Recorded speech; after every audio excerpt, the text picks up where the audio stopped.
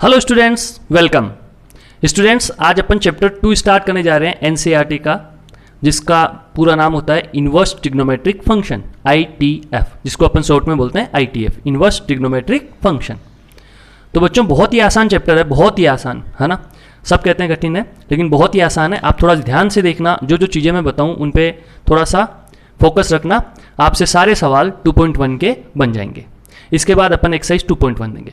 Notes का क्या method है, नोट्स आपको डिस्क्रिप्शन में मिल जाएंगे, तो नोट्स वहां से आप डाउनलोड कर लेंगे। तो वीडियो देखने के बाद नोट्स आप वहां से डाउनलोड कर सकते हैं, और चाहे तो खुद भी बना सकते हैं साथ के साथ। तो बच्चों लेट्स स्टार्ट करते हैं। सबसे पहले ये स्टार्ट करने से पहले कुछ चीज़ों के बारे में मैं चर्चा करना चाहूँगा आपसे, है ना, जो अपने काम में आने वाली है। क्या क्या चीज़ें काम में आने वाली है, इधर देखते हैं। ठीक है, क्या क्या चीज़ें काम में आने वाली है वो इधर देखते हैं। तो सबसे पहले देखो बच्चों, आपको दो चीज़ें दिमाग में रखनी है कि साइन थीटा 0 कब होता है, एक कोस थीटा 0 कब होता है। ये दो चीज़ें आपके दिमाग में होनी चाहिए कि साइन थीटा 0 कब होता है और कोस थीटा 0 कब होता है। ठीक है, अब साइन थीटा 0 कब होता है बच्चों, साइन थीटा 0 होता है, अगर मैं ग्राफ बनाऊं तो मुझे पता चलेगा और आसानी से।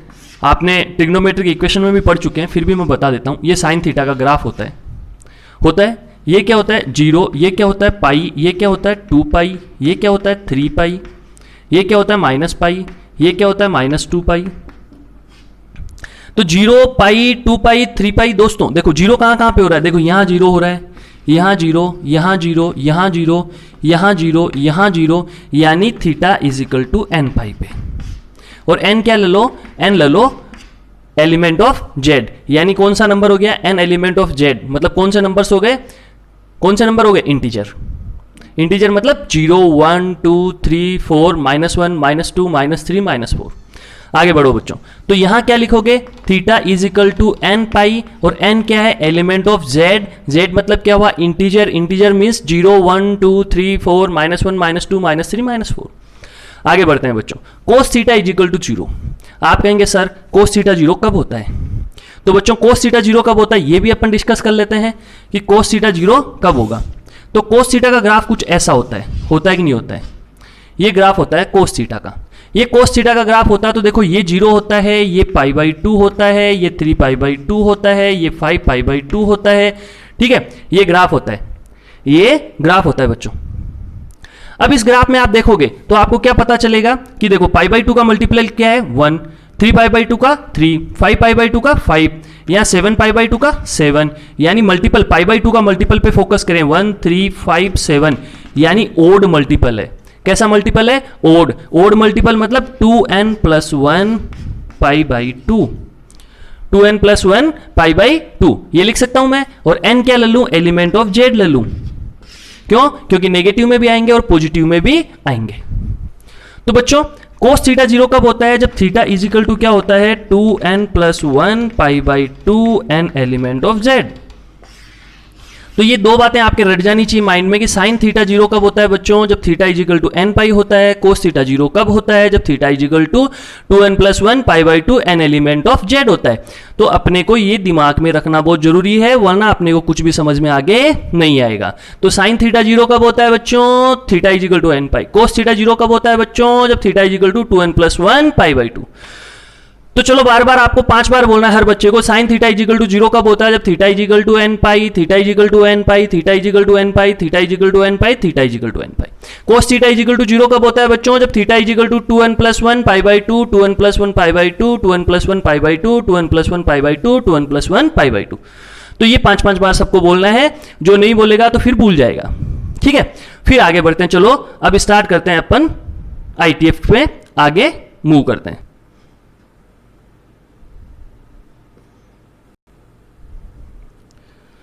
सब बच्चों आगे मूव करते हैं। ठीक है, आपको पता है कि मैंने अच्छे से आपको समझा दिया साइन थीटा 0 कब होता है, जब theta is equal to n pi. Cos theta 0 कब होता है, जब थीटा इज इक्वल टू 2n + 1 π/2। ठीक है, स्टार्ट करते हैं। देखो अब अपन को लिखनी है डोमेन और रेंज। क्या लिखनी है, डोमेन, और क्या लिखनी है, रेंज। अपने को लिखनी है डोमेन एंड रेंज लिखनी है, किस किस की लिखनी है, ट्रिग्नोमेट्रिक फंक्शन की, ये आपको याद होनी चाहिए। अगर आपको डोमेन रेंज याद नहीं है बच्चों तो कुछ भी नहीं हो सकता, कुछ भी नहीं हो सकता।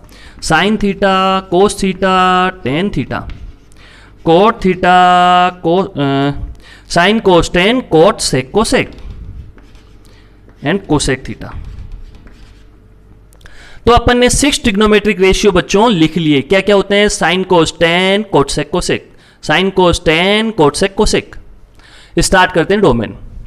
अब बच्चों डोमेन क्या होता है, देखो डोमेन में आपको पता है, डोमेन आप पढ़ के आ चुके हैं। डोमेन में क्या होता है, डोमेन में सिंपल सी चीज है, एक छोटी सी बात बताऊं, जैसे मैंने लिखा 1/x, 1/x लिखा, आपसे मैंने पूछा डोमेन क्या होगा, तो देखो सीधा सारा रियल नंबर ले लो, सारा का सारा रियल नंबर ले लो बच्चों, सारा का सारा रियल नंबर ले लो, और रियल नंबर में से सब्सट्रैक्ट क्या कर लो कि नीचे वाला पार्ट क्या नहीं होना चाहिए, 0, क्योंकि नीचे वाला पार्ट 0 होगा तो पूरा फंक्शन कहां चला जाएगा, इनफाइनाइट की ओर, जो कि संभव नहीं है।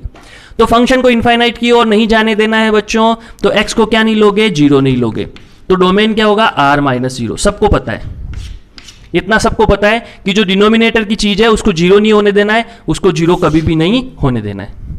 यहां तक की पिक्चर क्लियर, इसको भी यही डाल देते हैं अंदर।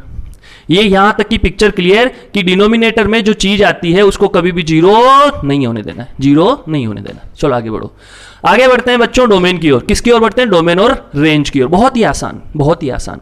सब पे R लिख लो, यहां पे सब पे R।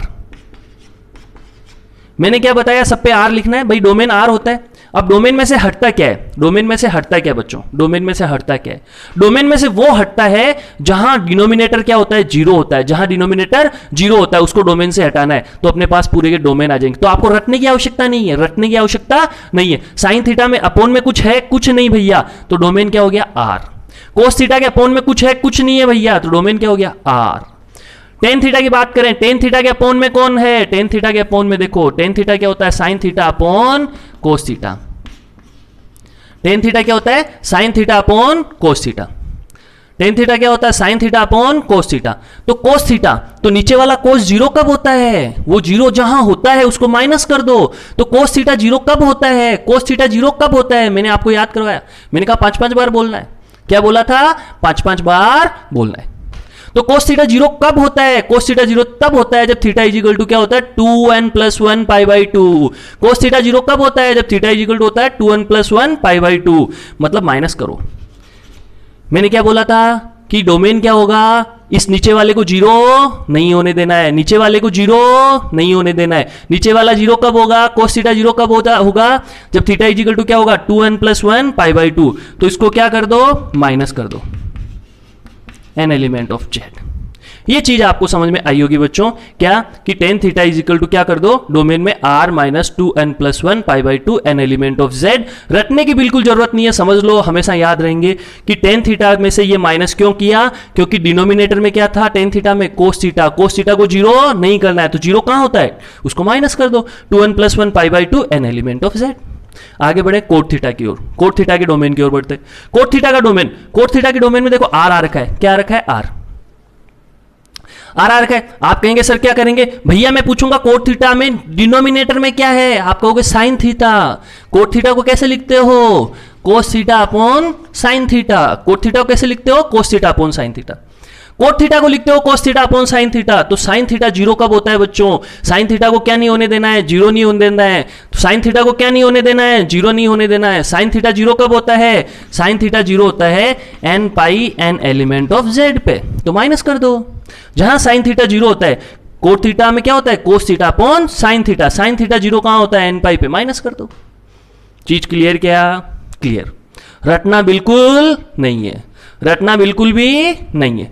Sec theta, sec theta का मतलब क्या हुआ, 1/cos थीटा। सेक थीटा का मतलब क्या हुआ, 1/cos थीटा।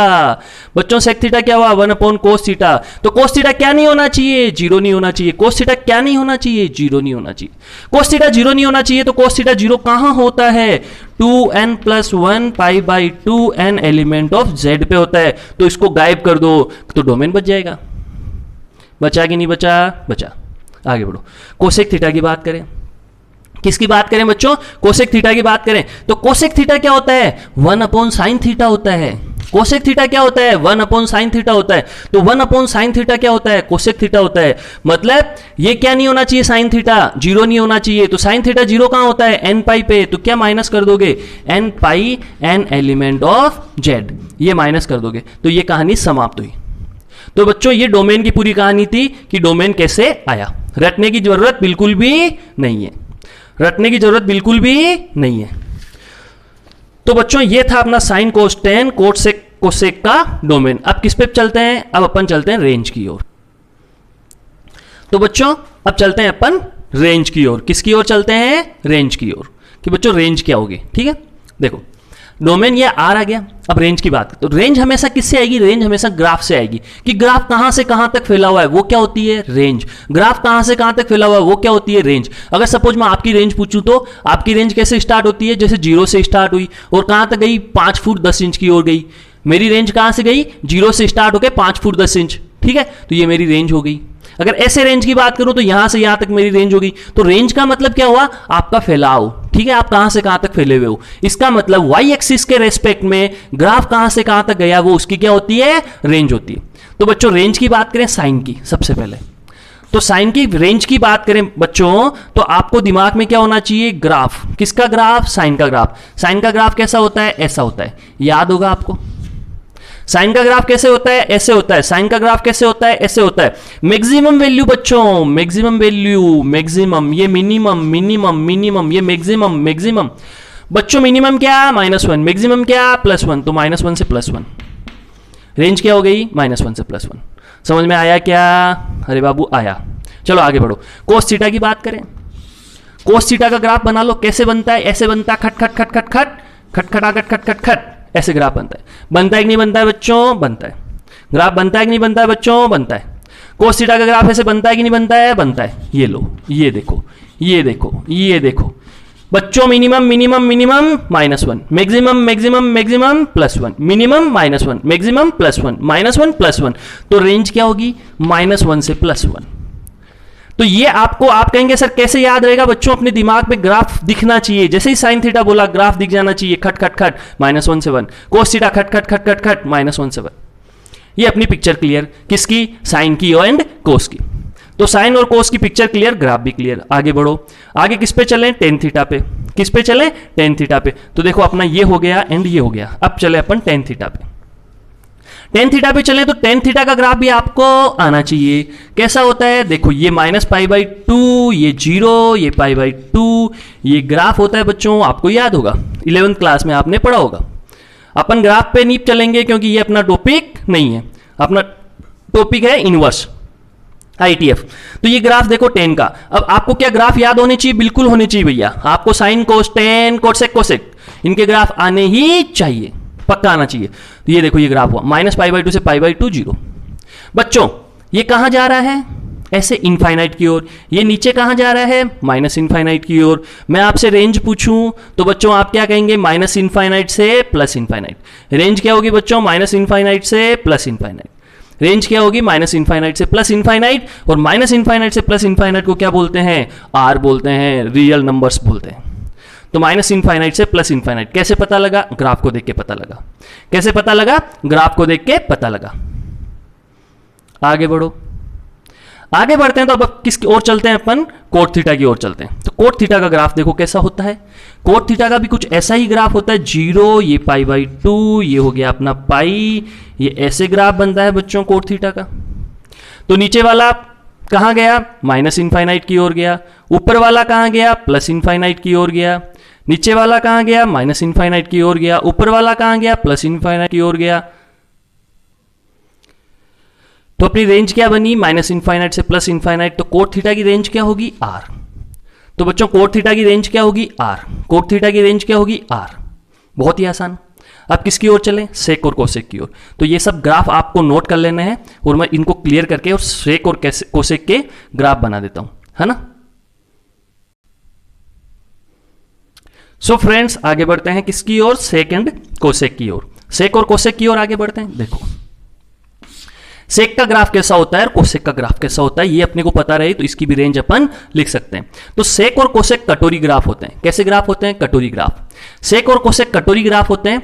देखो सेक का ग्राफ कैसे होता है, 0, ये हो गया π/2, ये हो गया -π/2, खट खट खट खट खट खट, ये कटोरी बनी, ये कटोरी बनी, ऐसी कटोरी बनती है। और फिर कटोरी कैसे बनती है? इस साइड में कटोरी उल्टी बन जाएगी, इस साइड में भी कटोरी उल्टी बन जाएगी। तो एक बार सीधी कटोरी, फिर उल्टी, फिर सीधी कटोरी, फिर उल्टी, सीधी उल्टी चलता जाएगा। तो फ्रेंड्स ये कहानी पिक्चर आके कहां पे रुक गई? ये 0,1 पे रुक गई। ये वाली कहानी कहां पे रुक गई? ये 0,-1 पे रुक गई। यानी फ्रेंड्स आप ध्यान से देखेंगे, आप ध्यान से देखेंगे तो देखो ये पूरा जा रहा है इनफाइनाइट की ओर, ये पूरा जा रहा है इनफाइनाइट की ओर, समझ रहे हैं आप? तो ये 1 से इनफाइनाइट गया, ये -1 से इनफाइनाइट गया, तो बीच में पार्ट कौन सा बचा? -1 से 1 वाला पार्ट बचा बच्चों। ध्यान से देखो ग्राफ को, ये गया यहां से -1 से इनफाइनाइट की ओर, ये गया 1 से इनफाइनाइट की ओर, तो -1 से 1 का पार्ट बचा। तो इसकी रेंज क्या हो गई बच्चों? r में से माइनस कर दो -1 से 1, मतलब पूरा -इनफाइनाइट से इनफाइनाइट, यानी पूरा r को कंसीडर करें तो ये -1 से लेके 1 तक का पार्ट कभी भी रेंज में नहीं आ रहा। इस रेंज में अपना ग्राफ नहीं होता, यानी रेंज होगी क्या? नहीं होगी। तो रेंज क्या होगी? r -1 से 1, ये वाली इसकी रेंज होगी। कुछ समझ में आया बच्चों? ऐसे कैसे ही सेक का बन गया तो कोसेक का ग्राफ बनाए। किसका ग्राफ बनाए बच्चों? कोसेक का। सेम टू सेम कटोरी ग्राफ बनता है कोसेक का भी। कैसा बनता है? कटोरी वाला ग्राफ। कटोरी कैसे होती है? 0 π/2 पाई, ये कटोरी ऐसे बनी, कटोरी ऐसे बनी, फिर कटोरी ऐसे बनी, फिर कटोरी सीधी बनी। तो ये कटोरी ग्राफ होता है। इस कटोरी ग्राफ को ध्यान से देखोगे बच्चों, इस कटोरी ग्राफ को ध्यान से देखोगे तो आपको क्या पता लगेगा? आपको पता लगेगा क्या कि ये भी देखो यहां जा रहा है इनफाइनाइट माइनस को, ये जा रहा है प्लस इनफाइनाइट, लेकिन ये देखो ये 1, ये देखो -1 से 1 के बीच में कोई भी नंबर एग्जिस्ट कर रहा है क्या बच्चों? नहीं कर रहा। -1 से 1 में कोई भी नंबर एग्जिस्ट कर रहा है क्या? नहीं कर रहा। तो इसकी रेंज क्या हुई? r -1 to 1। इसकी रेंज क्या हुई बच्चों?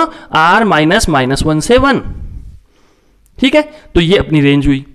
तो बच्चों यहां अपन ने क्या सीखा? डोमेन और रेंज का कंसेप्ट सीखा कि डोमेन क्या होता है और रेंज क्या होती है। तो डोमेन क्या हुआ? साइन थीटा में डोमेन r, रेंज -1 से 1, कोस थीटा में डोमेन r, रेंज -1 से 1, टेन थीटा में डोमेन r -2n + 1 π/2, रेंज हो गई r, कोट थीटा की डोमेन हो गया r -n π, रेंज हो गया r, सेक थीटा में r -2n + 1 π/2, रेंज हो गई r -1 से 1, कोसेक थीटा में r -n π, रेंज हो गई r -1 से 1। तो बच्चों कुछ भी रटने की आवश्यकता नहीं है, सारी चीजें आपको समझ में आ जाएगी। तो इन सबको नोट डाउन करें, फिर आगे बढ़ते हैं।